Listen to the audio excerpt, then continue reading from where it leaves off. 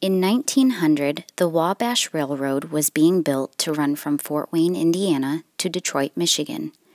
The railroad would cut across the farms of David Souter and Joseph Grabill. The West Maysville Station was built. There were many protests, so the Wabash Railroad changed the name to Grabill Station. On January 1, 1902, the first steam engine moved through Grabill, though not yet a town.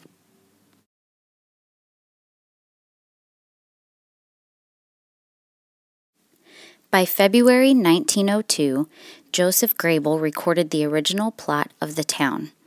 A post office was established in August of 1902. Joseph Grabill became the first postmaster, and the town was named in his honor.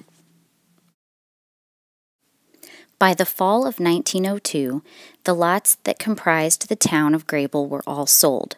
There were several families who were the first buyers, including Menno and Emma Souter and Jacob and Leah Grabill. Many of the first families to settle in the town have continued to live in the area for many generations. Just down the street from my house is where the grave sites are for many of the first families. Jerry and Henry Souter, sons of David Souter, started Leghorn Farm and Hatchery in 1918. Jerry later married Wilma Grabill, who was the daughter of Joseph Grabill. The Great Depression hit the business hard, so Jerry Souter decided to initiate a change to stay in the industry. Souters began to produce chicken, swine, and cattle feeds in 1935. The name was changed to Souters Farm Incorporated. This is the original farm that is still in operation today. From the 1940s to the 1990s, Souters Farm continually looked for new opportunities and ventures for the business. In 1993, a corporate decision was made to change the name of the business from Souters Farm to Souter Feeds in order to more effectively describe the nature of the business. This year, in 2015, marks the 95th anniversary of Souter Feeds. Grabill is located in the middle of a large Amish settlement, where you can experience the small town feeling and the diversity of Amish culture. The old lumberyard building still stands, although it has been converted into a mini mall of decorations and country shops. H. Souter & Sons General Store is an old-fashioned general store that sells bottled sodas, tin toys, rustic home decor, barrel candy, antiques, and more.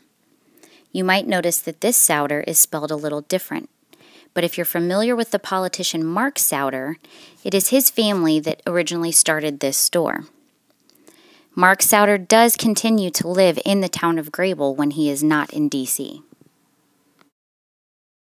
The country shops of Grabill are full of handmade, antique, gently used, and new items. There is also an art gallery featuring local artwork, an herb shop, and several Amish stores. The old grain mill was originally part of the Souter Feeds business and was built in 1938. In 1965, the mill caught fire and was destroyed. It was later rebuilt by 1967. On Tuesday, March 31, 2015, at around 7:30 p.m., a fire broke out in the old grain mill that was being used to store extra lumber from the lumber yard. Multiple fire departments responded to the fire that smoldered for 2 days. Sadly, the mill was once again completely destroyed. The Grabill area is the home of Allen County's Amish settlement.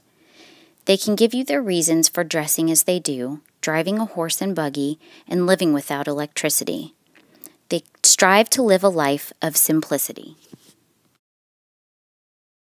I was invited to attend my neighbor's wedding and was able to experience a traditional Amish wedding. Several hundred guests are invited. The couple exchanged vows at the church, and then we headed to the bride's parents' home for a large meal. The couple then walked around greeting each guest, and after many of the guests had left, the evening meal began. Everyone pitched in with the cooking, serving, cleaning, and more. This Amish school was recently built. Children in the Amish community attend school for 8 years, learning English, reading, writing, arithmetic, and history. The purpose of Amish education is to teach children the worth of hard work, ethical living, and how to be a valuable member of the Amish community. After finishing school, the boys will often return to the farm to learn agricultural skills or a trade, and the girls would return to the home to polish their homemaking skills. Joseph D. Schlatter was a member of one of the first families. He built the house that I live in and died a tragic death in 1899. While he was working just outside of the home, he slipped and fell. His horses became startled, which caused them to back the wagon up. The wheel of his wagon actually decapitated him in the driveway. This is the home that I live in. The Schlatter home was built in the mid-1870s. It is one of the many cherished historical landmarks that define the area's vibrant history. And in case you were wondering, no, it is not haunted. Several times a month, a couple who reside in our community come to the field across from my house to set up their hot air balloon. It's a beautiful sight no matter how many times I've seen it, and my kids love watching it from our balcony. Life definitely moves at a slower pace out here, and honestly, I wouldn't have it any other way. Plus, our traffic jams are so much cooler than the ones in the city.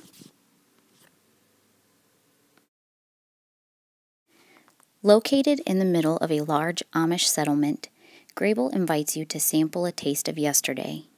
Come explore the fascinating shops, attend one of our festivals, eat at the restaurants, and enjoy the rural scenes of the surrounding area. So if you're ever out this way, come experience the history and culture that Grabill has to offer.